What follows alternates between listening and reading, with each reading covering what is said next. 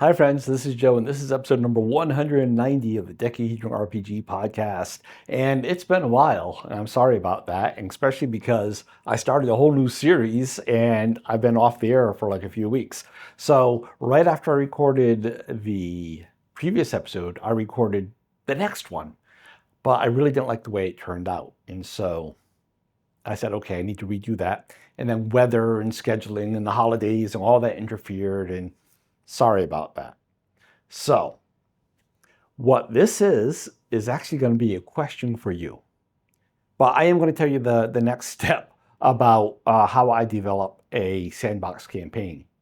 And that is that there is this resource on the web. It's by a fellow named Jeff Rients. I'm not sure how to pronounce it. Apologize. I don't know the guy other than he's some guy that had a blog on the internet. It was called Jeff's Game Blog. And on there's a blog post from like 12 years ago or something called 20 Questions About Your Campaign Setting. And I'm going to leave a link in the show notes. If you're watching on YouTube, it's on screen right now, but there's also going to be a link down below. And the next step, or really the next 20 steps, is really just to go over and answer all of those questions. And not like a one-word answer, but a good, meaningful answer, a couple sentences or a couple listed items. And when I'm answering them, the other thing to keep in mind is that nothing is set into stone until the players get to it, right? And so as I'm going through the list, I just give the answers that come to me for the early questions. But then when I'm getting down below, I'm like, oh, well, it would be kind of cooler if I answered this one, this, but that contradicts what's above, would change what's above. And as an example of that change, last episode, I said that Elmsfjord, the village that we're using, was just a little village of a few longhouses, maybe 4 to 6. And the problem with that's been haunting me in my mind is that that's not really the way that longhouses worked. The way they worked is that you had a longhouse on your homestead, and that was enough land to support the 20 or 30 people that lived in that longhouse.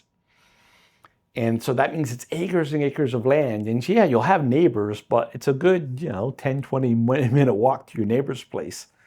And that's where their longhouse will be. So to have them all gathered together, but that's okay. It's fantasy, right? But I decided to research this a little bit. And one of the things I found out is they actually did have this system of longhouse villages. They were called Trelleborgs.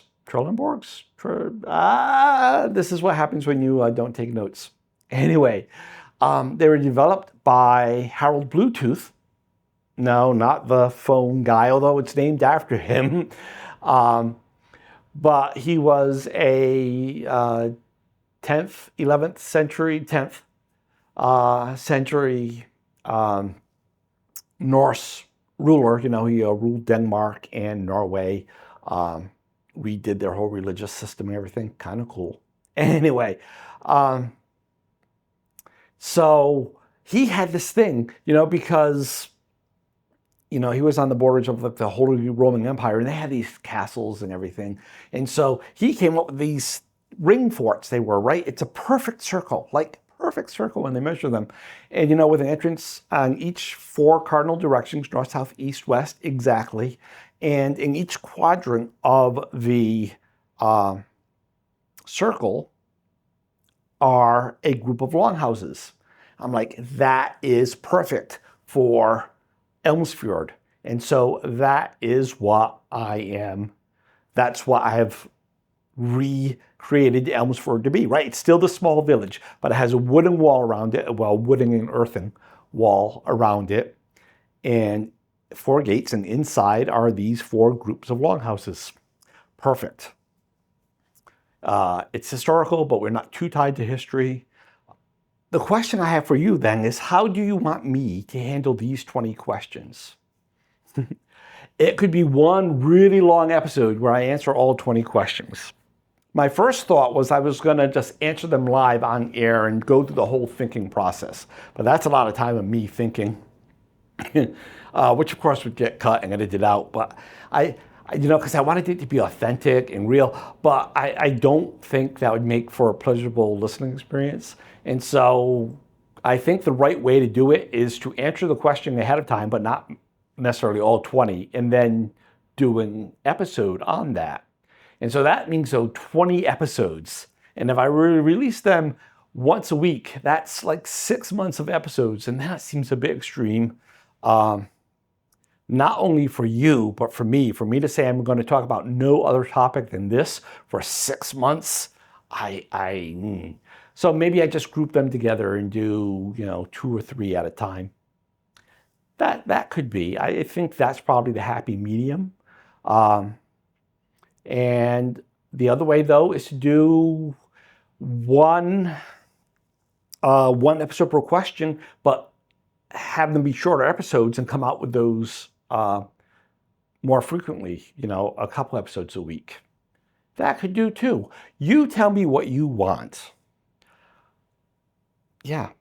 And any feedback I get, I think I'm going to hold until the end. I have a wonderful feedback from Riley of the Diegetic Advancement podcast from the last episode, and some people have left nice comments on YouTube.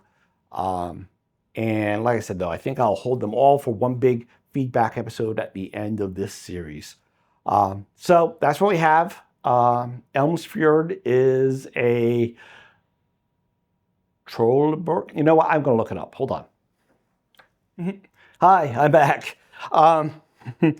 The Wikipedia article is just called the Viking Ring Fort. Actually, Viking Ring Fortress. I'll put a link for that down below. But it is Trelleborg, or was it Trelleborg? Oh, jeez. It's Trelleborg. I was right the first time. I don't know what started that.